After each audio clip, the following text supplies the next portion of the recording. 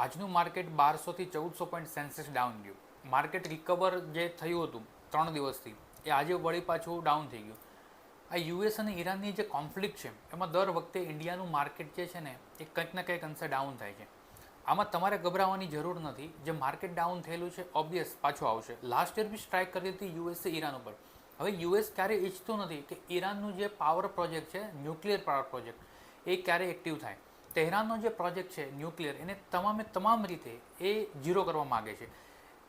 યુએસે જે છે last year strike કરીને અને એવું જણાવેલું કે ઈરાને કે હવે અમે આ પાવર પ્રોજેક્ટ ઉપર કે ન્યુક્લિયર પ્રોજેક્ટ ઉપર ક્યારે પણ કામ નહીં કરશું. But due to Israel interface કે ઇઝરાયેલે એવું કીધેલું કે આમાં કંઈક ને કંઈક અંશે હજુ પણ ન્યુક્લિયરને લગતું કામ થાય છે અને યુએસે ફરી પાછું આજે એમની મિલિટરીને મિડલ ઇસ્ટની અંદર તૈનાત કરી છે, જેના કારણે ઓવરઓલ ઇક્વિટી માર્કેટ જે છે એ ડાઉન થયા છે. આપનું પણ માર્કેટ ડાઉન થયું છે. But don't be panic. તમે સ્ટે રહો, ઇન્વેસ્ટેડ રહો.